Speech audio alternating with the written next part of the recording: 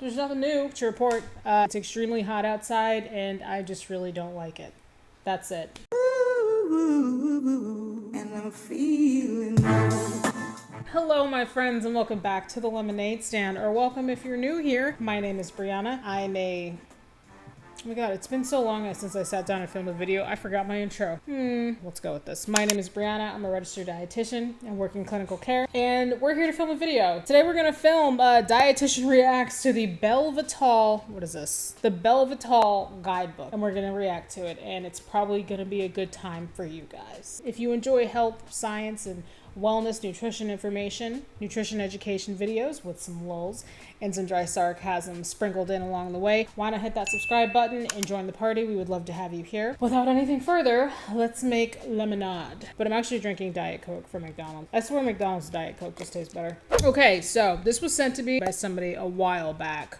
Sorry, I don't film YouTube videos that often these days. It's kind of a longish guide. It's about 90 pages. Oh, slightly over 100 pages, actually. 108 pages. I'm not going to react to this entire thing. We're actually going to stop about halfway through and then going to react to the other half with my friend Jen Baruso. If you follow me, you probably know who Jen is. And if you don't know who Jen is, then I'm sorry, I can't help you. Belle Vitale. I did a video on the Belle Vitale program, I think last year, shortly before it came out, maybe the summer before it came out. And it's just another body program. The creator is none other than Autumn Calabrese, who calls herself a fitness and nutrition expert. Okay, so on the cover here, really cute outfit. I love that top, like those pants on her. I think our buddy Autumn has a haircut too. I've seen her lately and I think she's got like a cute bob going on now. And this is the contents. Belle Vitale is in phases, phase 1, 2, and 3. So looking at page 2 right now, and it looks like she has a picture of her hormone health certification, I guess just next to her, edited next to her in this photo that she has. And I've talked about this in my Belle Vitale video, and I talked about this at length actually, so I'm not going to get super into it. And I'll link my Belle Vitale video at the in the description box below. Institute for Integrative Nutrition, that is where Autumn's hormone health certification is from. Credential, hormone health course. Owner name, Autumn Calabrese. Issued on 9/20/2023. Credential ID. And then it has a little QR code. I wonder what happens if we follow the QR code. Let's do that. Let's see what happens. Okay.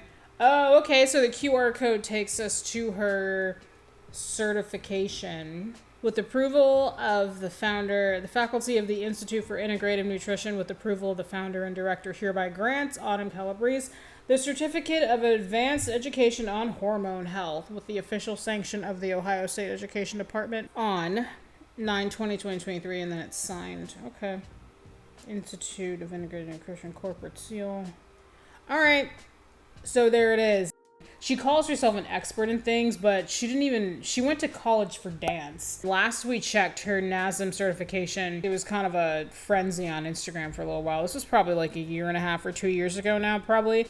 She said that she had her NASM personal training certification, but a lot of people checked, and it ended up that she wasn't certified with them. So maybe she was at some point, and then it expired, and then she never re-upped because, you know, she's a Beachbody super trainer, so like, why would she? Now, that was, like I said, a year and a half, maybe 2 years ago that sort of people online kind of did some digging, and it really, I say digging, but it wasn't hard to find it out. Maybe she has taken it, maybe she's recerted, and she is, I don't know. Personally, not what I would consider to be a nutrition expert, and she's certainly not what I would personally consider to be a fitness expert. Even if she is now certified in her NASM certification, I personally don't think having the NASM or even the ACE certification in personal training, I don't think that makes you a fitness expert. I'm sorry. Even when I was NASM certified, I never called myself a fitness expert. I just don't feel like that makes you an expert. Okay, welcome to the Belle Vitale program. I'm excited to take you on this journey with me to help improve the health of your hormones and thus your overall health. Which hormones? Which hormones? Next time somebody who's not an endocrinologist says, I'm going to help you balance your hormones, ask them which ones. I've spent the last 2 years on my own hormone roller coaster ride, and I've learned a lot from the experience. I will share my journey, but I also wanted to dive deeper into the science of hormones and the impact lifestyle, food, fitness, stress management, and mindset has on their delicate balance. That is true. All that stuff can certainly affect your hormones. I've spent 8 months getting certified in hormone health through the Institute for Integrative Nutrition. 8 months, huh? How long does it take to become an endocrinologist? AI overview on Google says becoming an endocrinologist typically takes between 11 and 13 years after completing high school. This includes 4 years of undergraduate education, 4 years of medical school, and 3 to 4 years residency, and a 2 to 3 year endocrinology fellowship. Gotcha. But Autumn got certified in hormone health in 8 months. I've read countless books. I'm sure you haven't read countless books, Autumn. I'm sure the amount of books you've read can be counted. Looked at the research and talked to doctors, including my own, as well as our team of experts at Body, to develop a comprehensive program that helps women improve and maintain the balance of their hormone health. I understand the frustration and hopelessness that can come when your body isn't functioning as it should.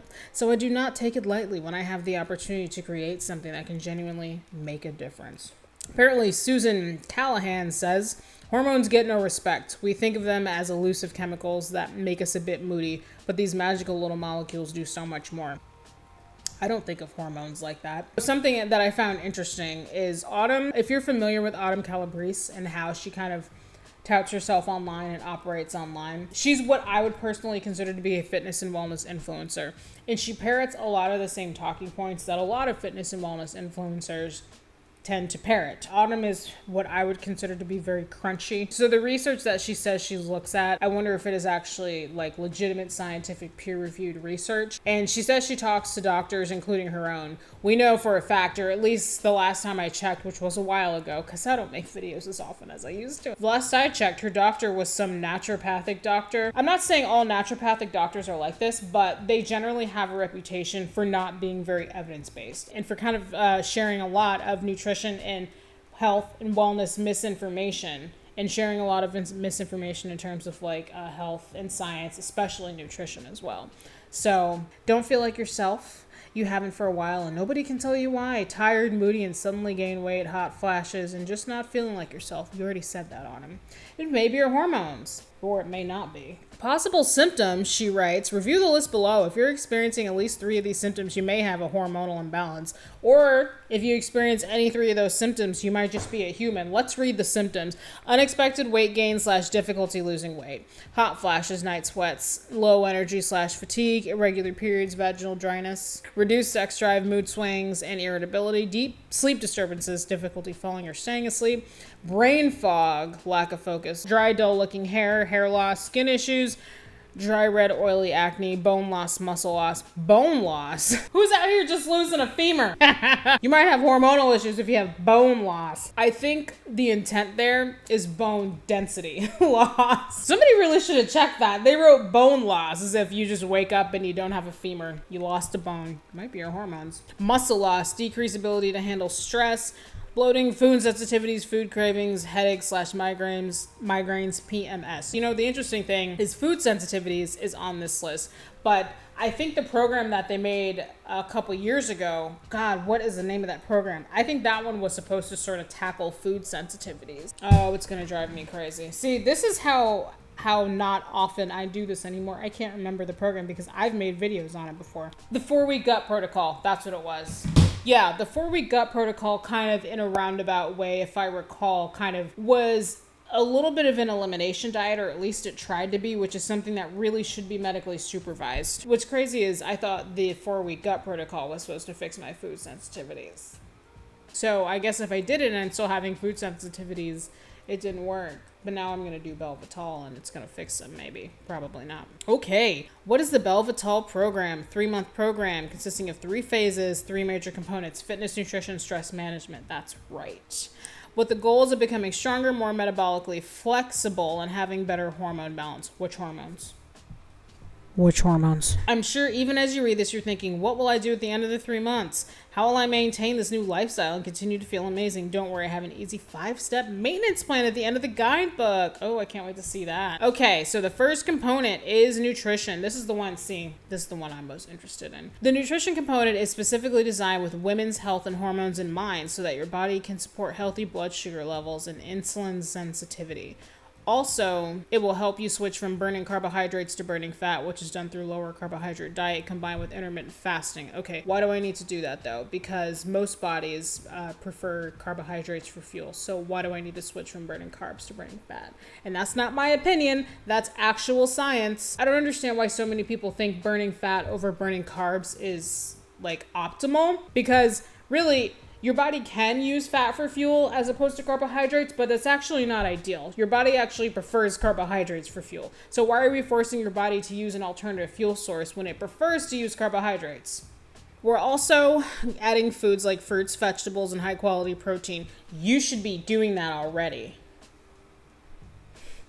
I'm joking, I'm not the food police, but I do hope you eat vegetables and fruits, while limiting or avoiding other foods like alcohol, excessive amounts of added sugar, and excess caffeine.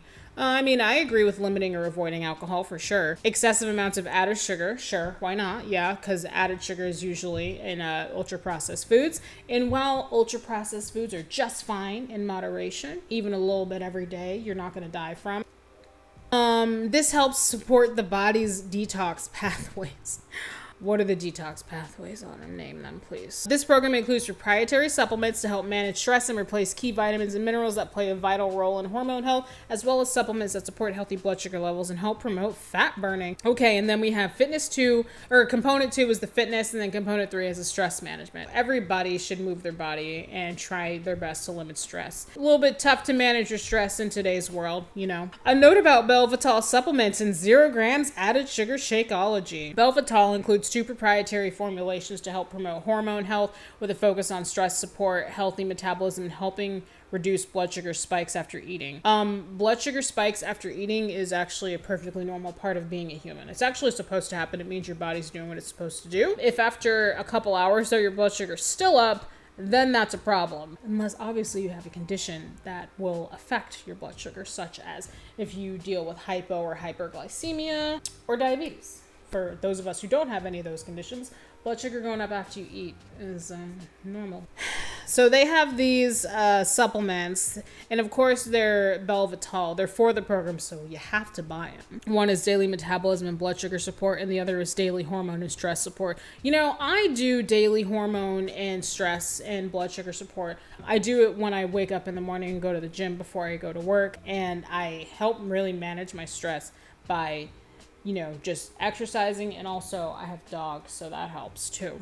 Or if you have cats, that also can help too. Unless you're a certain Onyx and cost us $400 at the vet today. Just kidding. I love him. I love all of them. I would do it again. Okay, and then there's 0 added sugar Shakeology. I remember when they came out with 0 added sugar Shakeology. I think regular Shakeology, it only has a couple grams of sugar in it. I think it only has maybe somewhere in the ballpark, if I remember correctly. I think it's somewhere like 3 to 5 grams of added sugar, which is really not that bad. I think because added sugar is a hot button issue in the world of nutrition and health and wellness influencers and all that jazz, I think they felt like that 3 to 5 grams was just an absolute detriment, because there are some people who would focus on those 3 to 5 grams of added sugar, and it would just be the death of them if they had to consume 3 to 5 grams of added sugar, which is really not that much. So Shakeology came up with 0 grams added sugar, and I don't know. I can't imagine it tastes that much different, but whatever. Shakeology is the original superfood shake, the highest quality. Most potent blend of protein, probiotics, digestive enzymes,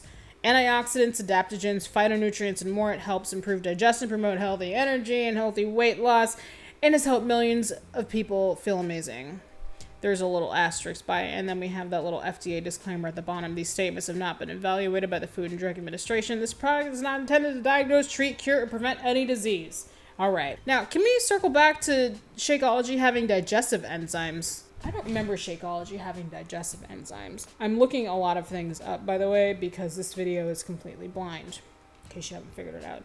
Shakeology ingredients list. I see the the live active cultures Bacillus coagulans. That's a probiotic. Enzyme blend: amylase, cellulase, lactase. Oh, okay. I guess it does have enzymes in it. I never noticed that. All the years that I've spent talking about Beachbody and Shakeology, I've never noticed that it does have some enzymes in it. Anyway, I like to say this is going to be easy, but the truth is sometimes we have to do hard things to feel our best and live our best, healthiest life. That was my attitude when I got my boobs done. Okay, phase 1, 5 easy steps. Step 1, what to take out. Step 2, what to cut back on. Step 3, what to add in. Step 4, compressing your eating window.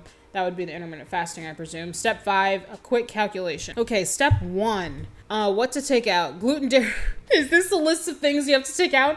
Gluten, dairy, corn, highly processed soy, alcohol, artificial sweeteners, and soda. The only thing I agree with is the alcohol. You don't need to take out gluten, dairy, corn, highly processed soy, artificial sweeteners, and soda. Oh, I don't even know how much I brought this up on my channel in the past over the years. Health people and wellness people in that space on social media, they love to hate gluten. I've said this before and I'll never stop saying it. The only people who need to not eat gluten are people who have celiac disease or otherwise have a gluten sensitivity. And then dairy, I mean, obviously don't consume dairy if you have an allergy. It's one of the top 8 most common allergens. If you're allergic to it, don't consume it. But otherwise, why do people need to cut out dairy? Soy is another one of the common allergies. But they're specifically telling you to cut out highly processed soy. I mean, most soy is processed, like even soy milk. Most of the food we consume is processed, but we don't think of it as processed because, you know, we just eat it. Alcohol is, I mean, you know, take out alcohol. It's not good for you. And that's coming from somebody who does drink on occasion. There was a point in history when even I said it, and people believe this for a long time because at the time, this is how the research was interpreted, that a small amount of alcohol was actually beneficial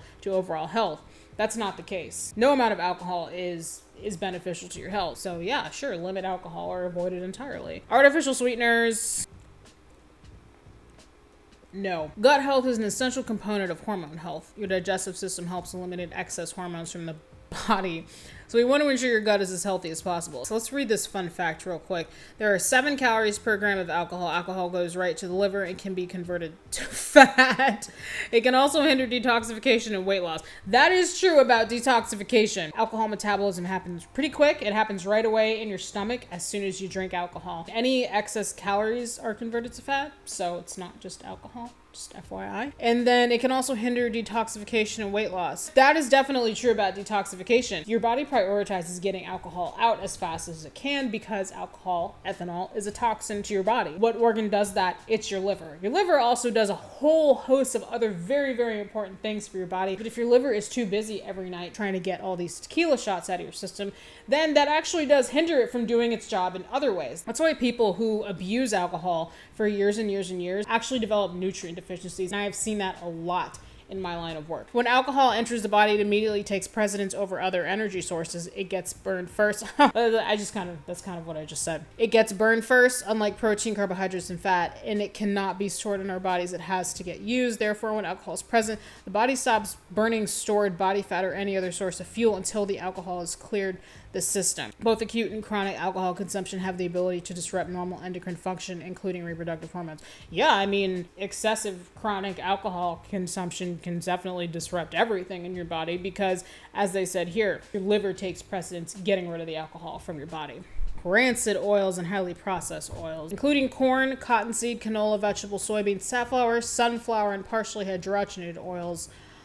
Highly processed oils and oils that have gone rancid are essentially oxidized oils that generate free radicals. Correct. Over time, consumption of these oils can cascade into pro-inflammatory pathways in the body. Some highly processed oils may contain preservatives such as BHT and BHA, which have been shown to be endocrine disruptors. I'm skipping around here. Rancidity is a process through which oils and fats become partially or completely oxidized after exposure to moisture, air, or even light. That is correct. Rancid oils have like a weird smell too. You know when an oil has gone rancid because of the way it smells. It just has a weird yucky smell to it. It's hard to explain. You've probably smelled it before. Though not always obvious, foods can go rancid before they expire. You can check to see if an oil is rancid by smell or taste. Yeah, like I just said. I should just read before I talk. Pour a small amount of the oil onto a spoon or a cup and smell it. You don't even need to do that. Just open the lid. If it has an off odor like crayons, metal, or paste or smells sour, it has gone rancid. Yeah, you can taste it, but don't consume it if you believe it has gone rancid. If there is no taste or it tastes fermented or it's sour, the oil has gone bad. I don't understand why this section is in here, because like generally if an oil has gone rancid, it's like expired, it's gone bad, so like you're not going to toss it out and you're not going to use it. So I'm confused why she has this in here. I guess maybe to discuss how, discuss the free radicals thing. You are exposed to free radicals on an almost daily basis, and free radicals are naughty little things because they steal electrons from other cells, and that's actually one way, I believe that's actually one way that cancer forms, because when they steal I hope I'm saying this right. When they steal electrons to make themselves complete, they steal them from good cells, and then they piss the good cells off, and then the good cells can turn into things like cancer. That was a ridiculous explanation. But there are certain vitamins that actually scavenge free radicals. Vitamin C is an example of one. Vitamin C is a water-soluble vitamin that you need because you're a human. Vitamin C helps stabilize free radicals so they're not going around stealing electrons from your other cells. Fun fact, sesame oil is unique in that it has 74% more saturated fat than other seed oils. Saturated fat is much more stable than other types of fat, therefore it is less likely to oxidize into harmful byproducts in your body. Plus, the saturated fat helps protect against the highly unstable polyunsaturated fats to a certain degree. Poly in processing matter, it's best to use low temperature or even raw. Is she telling people that consuming more saturated fat is healthy for you? Okay, refined sugars and flours. These can cause a spike and crash in blood sugar levels. We are working to stabilize blood sugar levels and insulin throughout the day. I will give specific gluten-free flours that are okay, as many are made with potato and tapioca starch and can cause even more significant spike in blood sugar. In phase 1, we aim for very low carb, low sugar eating plan. The goal is to have 5 grams of added sugar or less a day. Holy crap, that's such a small amount. Oh, I'd rather die. You'll be able to up this a bit more in phases 2 and 3, but keep in mind that less is best. Flours that are allowed in phase 1 include coconut, almond, and flaxseed meal. And then it has some approved flours. Oh, they're Bob's Red Mill gluten-free all-purpose flour. I actually like Bob's Red Mill when I used to make bread. Step 2, what to cut back on. Red meat, caffeine. Is that it? Oh, really? That's all that's listed. And then it has a bunch of long stuff here about red meat and caffeine. I'm not going to read all of this. Red meat, we're making sure to pay attention to the health of our gut by adding this program too, although it's not the main focus. Hormone, blah, blah, blah. Study published in the Journal of Medicine suggested that L-carnitine found in red meat raises levels of trimethylamine and oxide, TMAO, which is a byproduct of gut bacteria. Higher levels of TMAO may lead to cardiac or circulatory system conditions, so we are cutting back. Is that your only evidence for cutting back on red meat? Aim for no more than 3 servings per week if you consume red meat. I don't even think I eat that much red meat a week, to be honest. During menstruation is when women typically need a little more iron for energy. That's true. So if you're consuming red meat, this would be a good time to incorporate it. All right. Red meat also gets a bad rep. People think it, does XYZ. When it comes to things like that, it's like striking a balance is what's more important. If all you eat is red meat, I don't know, like if you're on a carnivore diet, that's not balanced. That's not healthy. You're going to be constipated and you will probably get scurvy at some point. But if you want to incorporate red meat into an already balanced diet that includes a variety of foods, then have at it. I don't eat red meat a lot now that I think about it. I do love a good steak every now and then, though. It's got to be cooked right. I'm very particular with my steak. Caffeine, especially coffee and energy drinks. Most people aren't even drinking coffee anymore. They're drinking coffee-flavored beverage. Oh, shut up. Frappuccinos and other coffee drinks are so loaded with sugars and syrups. Not if you use sugar-free. Whipped cream, chocolate, and caramel sauces that they aren't even real coffee. Okay. Now I'm getting mad. When you crash off these drinks, it's usually the sugar you're crashing off, not the caffeine. Actually, no, because you can get sugar-free syrups. You can get, they even have low sugar whipped cream, I think now. You can get sugar-free sauces. You can get all that. Most of those things you can get sugar-free. I've never been to a coffee shop and they don't have at least a couple of sugar-free syrups. This is why you end up so tired a few hours after consuming one of these beverages. And then we talk about the adrenals. They love talking about the adrenal glands. I'm not going to read all that. Ooh, look at all these words. Okay. And then by the end of it, it says back to coffee. Many coffee beans are sprayed with large amounts of pesticides, herbicides, fungicides, and chemical fertilizers. I mean, so are most crops, even organic. Chemicals can also show up in your coffee during the roasting process. Now, here's the one you're really not going to like from me. Those coffee pods gotta go. They're made of plastic.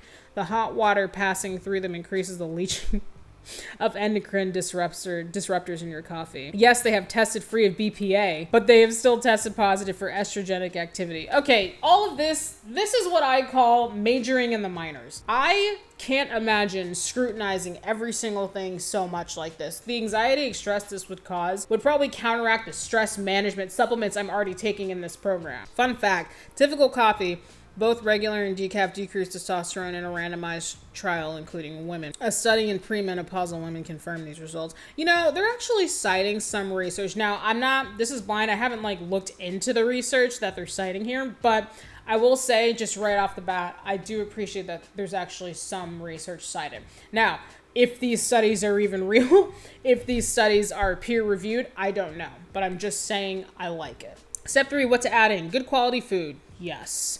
Belle Vitale supplements. No. Water. Yes. Oh, look at that. We named some hormones. Hormones under the fun fact. Hormones decide what the body does with the fuel you eat. The key hormones of your metabolism include insulin, cortisol, leptin, ghrelin, thyroid, estrogen, testosterone, and growth hormone. Your metabolic hormones regulate your response to food, and food regulates your metabolic hormones. I don't really see why that's a fun fact. Okay, step 4, compressing your eating window, intermittent fasting. Data shows that overnight fast, 12 hours in intermittent fasting, effectively encourage weight loss because in addition to other factors, fasting can improve the balance of many hormones, including blah, blah, blah. Okay, so they say data shows, and I don't see anything cited here. Because I can tell you right now, I actually did a project on this when I was an intern in my dietetic internship. The overwhelming body of evidence that we have available has shown us actually multiple times in multiple meta-analysis and systematic reviews that in terms of fat loss and creating a calorie deficit, intermittent fasting is not superior than just eating in a calorie deficit. So that is actually incorrect. In the Belle Vitale Nutrition Program, we will be working with fasts that are between 12 and 14 hours long. We will start slowly and ease into the slightly longer 14-hour fast. If you're new to IF, this might take a little getting used to, but the more you manage your blood sugar, the easier it should become. Okay, I don't have diabetes, so why do I need to manage my blood sugar? Really, unless you have diabetes, type 1 or 2, you really don't need to scrutinize your blood sugar. Man, healthy people who don't have diabetes are so obsessed with their blood sugar these days. I do not understand it. I've talked about this at length before in videos. And people who don't have diabetes buying diabetes supplies and putting CGMs on themselves, checking, pricking their finger and checking their blood glucose all the time. Why? I went to the doctor for my annual a couple months ago, and I did my blood work like I always do, and my blood sugar was, actually I don't remember. I'll put it up on the screen. I think it was normal. I think it was probably 90. I think it was in the 90s if I remember correctly. Guess what? I don't obsess about my blood sugar. Also, my hemoglobin A1C was 4.8, which is perfectly healthy. In the words of my nurse practitioner, she actually said, your A1C is beautiful, which I expected because I don't have diabetes and I don't check my blood sugar 10 times a day. I don't wear a CGM because I don't need that stuff because I don't have diabetes. People who live with diabetes need that stuff. I don't need that stuff. And guess what? My A1C is 4.8. All right. So, they have a water bar. This is actually fun. Base, always start with filtered water. Add-ins, lemon wedges, lime wedges, orange slices, strawberry slices, kiwi slices. I'm not going to read all these. So just different types of fruits, which, a lot of these look really good. I've never thought to put mango slices in my water. I wonder how that would taste. And then for herbs, mint leaves, basil, ginger, rosemary, tarragon, cinnamon. Cool. Cinnamon in water sounds nasty. Okay, what can I have in my fasting window? Before I list a few things, the number one thing is water. You can add herbs, veggies, lemon, or lime to your water for flavor. Next up is tea and coffee. You can have herbal tea, coffee, green tea, or matcha. No more than 2 8-ounce cups of caffeinated coffee per week. What? No more than 2 8-ounce cups. 16 ounces of coffee a week? You are out of your mind. Oh, then they have a little tea and coffee bar thing. Extracts in small amounts. Peppermint, vanilla, lemon coffee, and coconut are my go-to. Doesn't Starbucks have I think they have a peppermint latte or something during the holidays. I've had it before in past years. It was very yummy.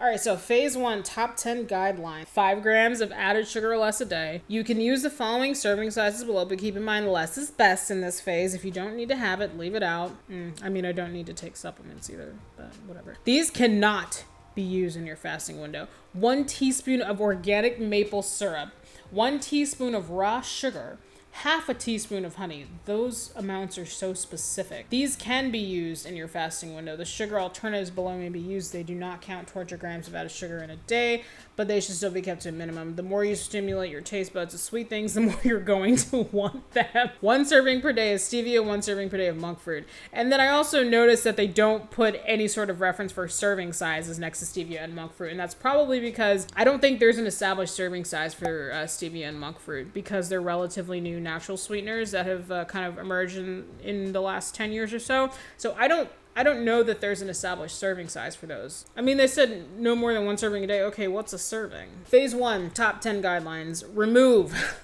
gluten, dairy, corn, highly processed soy, alcohol, soda, and artificial sweeteners. Keep red meat consumption to no more than 3 times a week. And then if you're iron deficient, it's important to check with your doctor on the best way for you to get enough iron. Add in good quality food, Belle Vitale supplements, and plenty of water. I agree with adding in good quality food and plenty of water. Overnight fast for 12 hours per day. Complete all workouts for phase 1. Manage stress with tools provided, including breathing technique. Reduce carb intake. Reduce your carbohydrate intake in the following by following the Belle Vitale nutrition program. 5 grams or less of added sugar. You will be allowed a little bit more sugar in phase 2 and 3. Ooh, it's Christmas morning. More than 5 grams of added sugar. Cut back on caffeine, especially coffee. I wonder why especially coffee? Like, why is coffee especially bad? Like, why is caffeine from coffee especially bad, but not caffeine from green tea is not as bad? She may have explained it in a page I didn't fully read.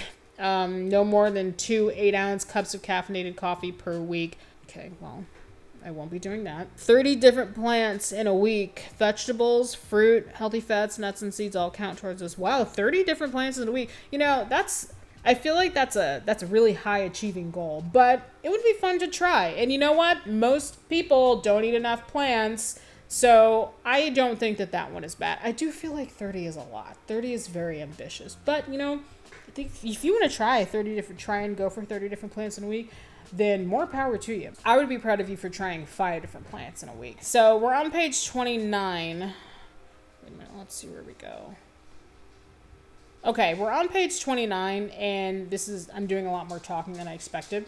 So I think, and it's getting late, it's about 5:40. I actually think I'm gonna cut the video here. I filmed enough more footage than I care to edit. So we're gonna go ahead and stop there. This was fun, and I know you guys want to see the dogs now. So thank you for watching. It's been a bit since I've sat down and chatted with you guys. I know, I'm sorry, I'm just out here saving the world. I miss you guys. Those of you who are still like watchers and followers, despite me not posting as frequently in the last year, I still appreciate you, and I still enjoy doing this as a hobby. So I'll see you back here probably next month, and thank you so very much for watching. I'll see you guys in the next one. Queen Lemon, over and out. Onyx, were you kissing your sister? You was kissing your sister? Hey, baby. Hey, baby. Get your baby girl. Look at that stretch. That was a good stretch. Hey, baby. Hey, little meatball. Little meatball. Little hippo. Alpha, would you like to look at the camera? Onyx. Onyx is tired. He's been at the vet all day. He had to get some tests done, and Onyx was actually diagnosed with Cushing's disease, which they said can happen in older dogs. You know, we were a little bit upset. They suspected it, but they had to test for it, so that's why he was at the vet all day. So he's very tired. He got poked, and they did a horrible, horrible thing and cut his nails. I know. Onyx, did you not do that while you're on camera? But we're gonna be okay. We just have to take some very expensive monthly medication now. Hey, Blackie, I'm talking to you. Whatever. He doesn't care. Alpha, say bye. Can you say bye? Alpha, come here, baby. Bye.